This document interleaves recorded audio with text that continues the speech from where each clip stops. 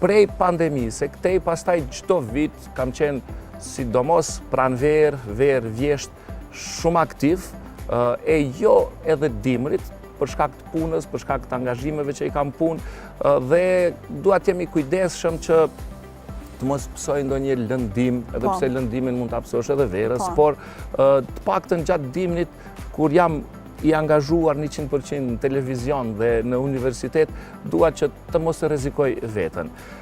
Kurse, ideja për këto 15 maja ka lindë gjatë ngjitjes në Mont Blanc. Vitin e kaluar isha në Mont Blanc dhe aty u takuam me kujtimin i cili e kishte si ide për të ngjitur disa male të Evropës lindore, pra komplet lindjen, kurse unë i thash, po pse nuk po e bëjmë komplet Evropën. Dhe dilema ishte t'i bëjmë 10 maja, t'i bëjmë 15. Tham, okej, po synojmë 10 deri në 15. Sa të mundem, sa të na ze koha. Por në fillim, ne e bëm një publikim ku tham do t'i ngjesim 15 maja. Dhe tani e obliguam një mënyrë vetëm që pa i bë ato 15 maja të mos kthehemi. Sepse na kish met neve merak kështu mas pari, e mas dyti njerëzit që merren me hiking, po edhe ata që nuk merren dhe kur ti e thua një fjalë publikisht e nuk e mban, pastaj mund t'i bësh 14 maja, po një nëse nuk e bë, thonë nuk i bën të gjitha, dështove. Prandaj ishte një vallë sforcimi.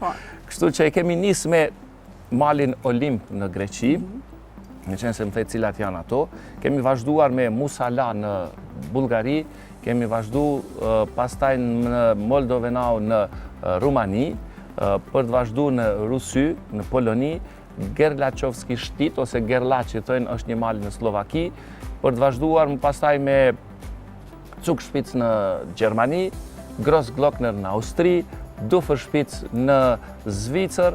Në Itali e kemi bërë malin apo majën më të lartë të Dolomiteve, që është Marmolada.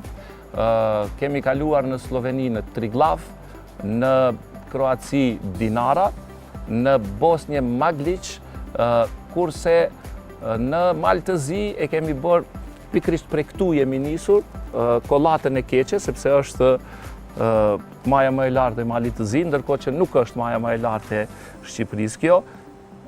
Kemi kaluar në Korab dhe e kemi përmbyllur me Gjeravicën. Pra këto janë 15 majat që e kemi bërë gjatë kësaj ekspedite. Ju lumt, një bravo e madhe. Po cili ka qenë ndoshta momenti më sfidus që e ki has gjatë kësaj kohe?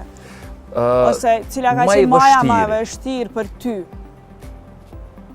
3 maja të vështira, ose 3 kanë qenë top përsa i takon vështërsisë. Mali në Slovaki ka qenë i vështirë për arsye se ishte i vetmi mal në Evropë që nuk lejohej të ngjitesh pa gujit dhe nuk kishte shenja fare. Pra vetëm me aplikacionin e internetit në telefon e kemi ndjekur rrugën dhe nuk kishte shenjim fare. Prandaj kjo e bënte të vështirë. Ishte mal me gur, ishte mal i ndaluar që të bëhet pa gujt. Ne e bëm pa gujt, por nuk ishte më i vështirë. Pak më i vështirë se ky dhe i rrezikshëm ishte mali në Austri, që është 3798 metra, Grossglockner, i cili pjesën e fundit